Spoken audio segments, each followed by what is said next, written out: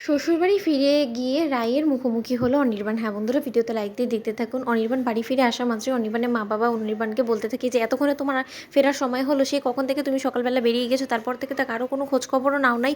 আর আমরা কেউ তোমার খোঁজ খবর নিতে পারছি না। তুমি কেন এরকম করে অভিমান করে ওই মেয়েটার জন্য বাড়ি ছেড়ে চলে গেলে? তুমি একটা কথা ভুলে গিয়েছো যে এই বাড়িটার মধ্যে সবথেকে বেশি অধিকার তোমার। ওই মেয়েটা তো এখন পরের বাড়ির মেয়ে, তা সত্ত্বেও সেই মেয়েটাকে তুমি গায়ে পড়ে এনেছো। এখন সেই মেয়েটার সাথে তোমার বনিবনা হচ্ছে না বলে তুমি নিজে থেকে এই বাড়ি ছেড়ে চলে যাবে?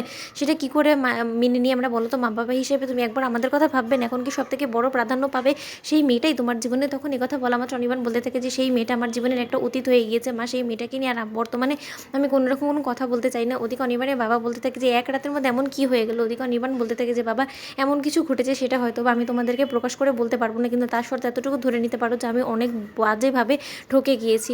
তোমাদের কথা না শুনে আমি যে যত বড় ভুল করেছি সেই ভুলটার কোনোদিনও হয়তো আমি শুধরে নিতে পারবো না। ওদিকে অনির্বাণের মা বলতে থাকে যে বুঝতে পেরেছি, হয়তো বা ওই মেয়ের নোংরামো করা বা কোনো অতীতের কেচ্ছা কেলেঙ্কারির ব্যাপারে তুমি খোঁজ পেয়েছো, তার জন্য তুমি ওর উপরে এরকম ফুসে উঠেছো। তাই তো আমাকে আর বোঝাতে হবে না। তোমাকে একটা কথা বলে দিচ্ছি অনির্বাণ, যত তাড়াতাড়ি সম্ভব তুমি ওই মেয়েটাকে নিজের জীবন থেকে তাড়িয়ে দাও, দূর দূর করে দাও। আর তার জন্য তুমি যত তাড়াতাড়ি সম্ভব ওর কাছে মিউচুয়াল ডিভোর্সের নোটিশ পাঠিয়ে দাও ওর বাড়িতে। তখন এই কথা বলা মাত্র ওদিকে রাই এসে বলতে থাকে যে এত সহজ না তো, আমার কাছ থেকে এত সহজে তুমি কী করে মুক্তি পাবে? অনির্বাণ ওদিকে অনির্বাণ রায়ের আওয়াজ শুনে রায়ের দিকে এক দৃষ্টিতে তাকিয়ে থাকে। ওদিকে রাইকে দেখে অনির্বাণ বলতে থাকে তুমি রাই, তুমি না এখান থেকে চলে গিয়েছিলে?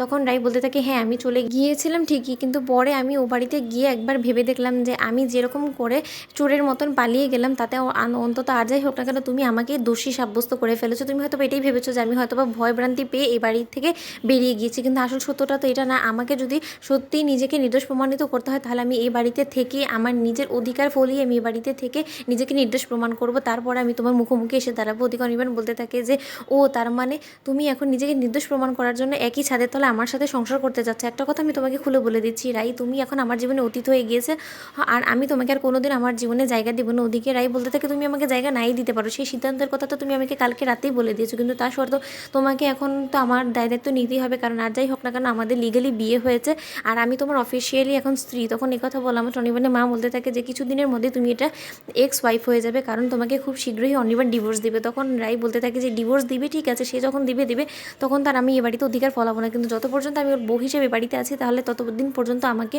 ওর স্ত্রী হিসেবে এই বাড়িতে ওকে রাখতে হবে। তখন এই কথা বলা মাত্র অনির্বাণ বলতে থাকে তোমার মতন একজন মানুষের সাথে আর যাই হোক না কেন এক ছাদের তলে আমার পক্ষে থাকা সম্ভব না। ওদিকে রাই বলতে থাকে সম্ভব না হলেও তোমাকে সম্ভব করতে হবে, কারণ অসম্ভবকে সম্ভব না করা পর্যন্ত তো আমিও ওই বাড়ি ছেড়ে চলে যাব না, বলো তো?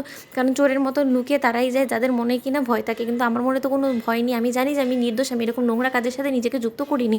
তো বন্ধুরা, ভিডিওটি ভালো লেগে থাকলে অবশ্যই লাইক কমেন্ট শেয়ার করে সাবস্ক্রাইব করতে বলো না।